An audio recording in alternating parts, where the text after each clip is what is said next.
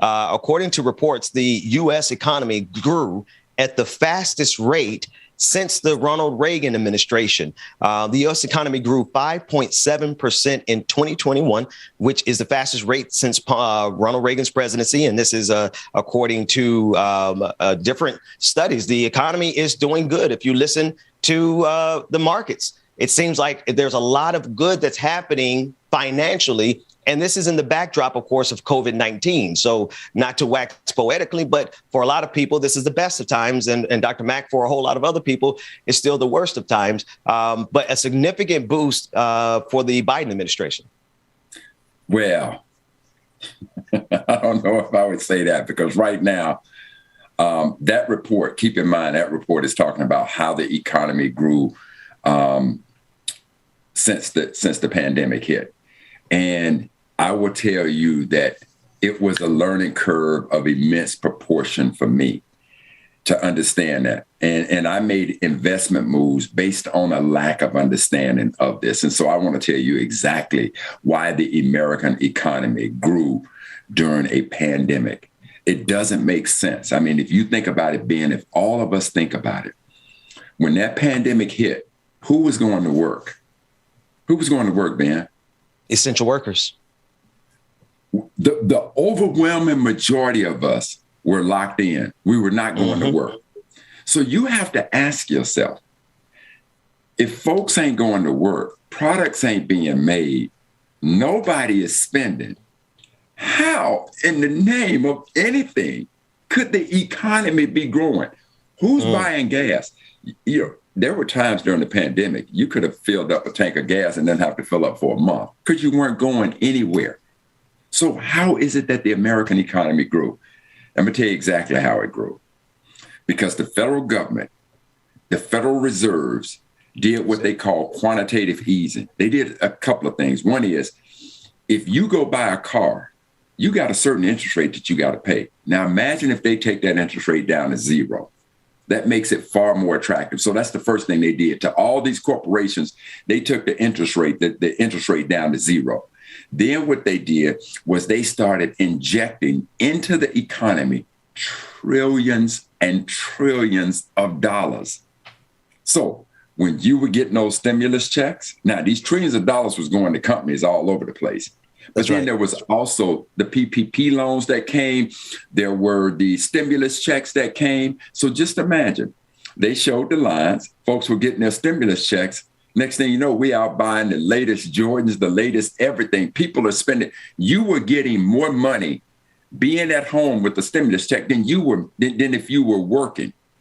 So think about that. That is how that injection of an unbelievable, I'm not going to call it an absurd amount, but an unbelievable amount of liquidity being money, was injected into the economy.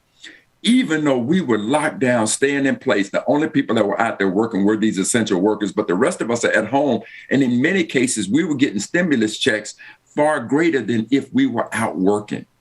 Interest rates down at zero. We created what I would call a utopia, a perfect community for businesses. And that is how the economy was growing at a time when nobody was working.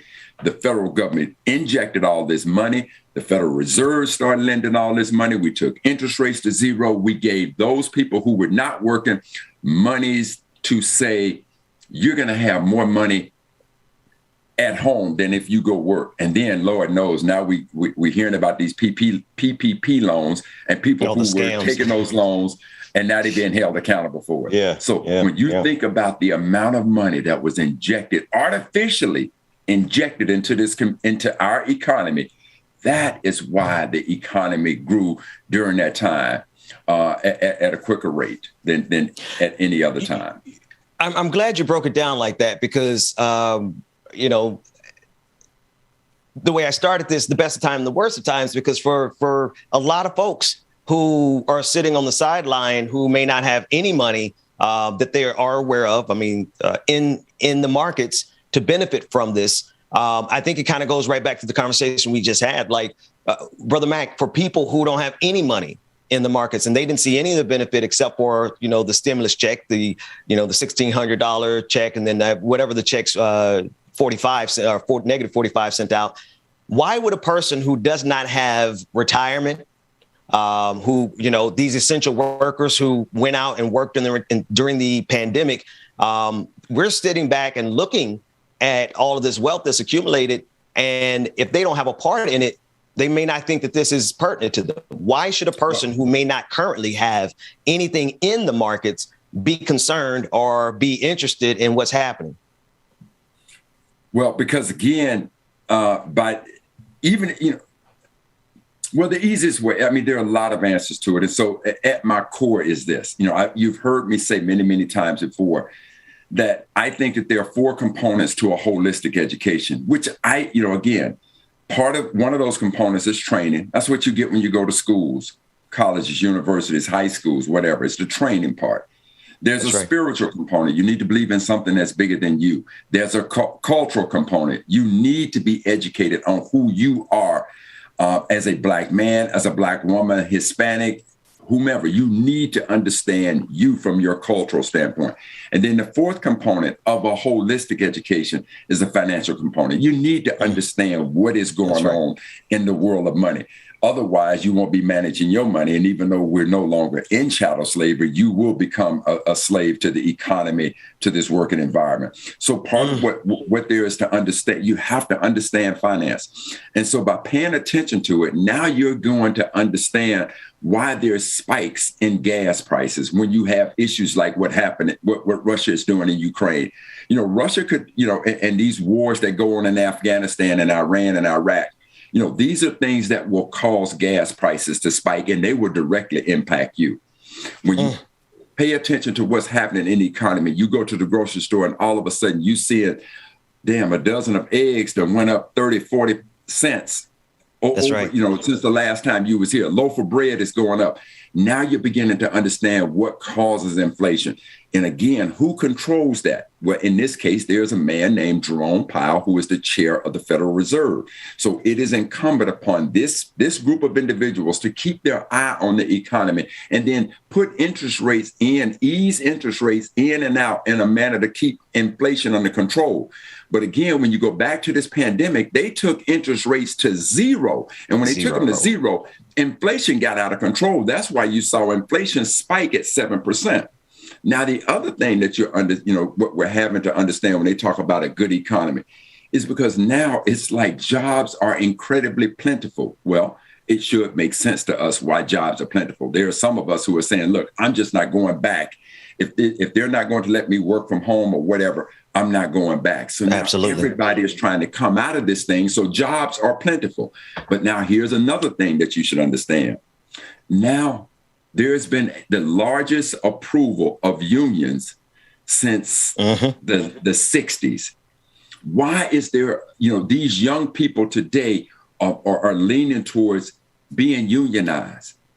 For the very things that we're talking about, because these corporations are making an incredible amount of money, yet they're paying very little in salaries. And so people are understanding, wait a minute, there was a time when the unions, we could form together and unionize, and we can union and lobby for better wages. So now you're seeing that as these corporations, if you sit back and you listen to the fact that Elon Musk or Jeff Bezos or Zuckerberg, billions and billions and billions and billions of dollars. I mean, this is an inordinate amount of money that, damn it, no one individual, it just doesn't make sense that they're going to have this much wealth.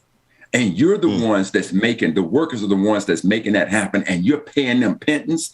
So now these workers are beginning to say, the hell with that program. We're going to form unions and we're going to come in for better wages.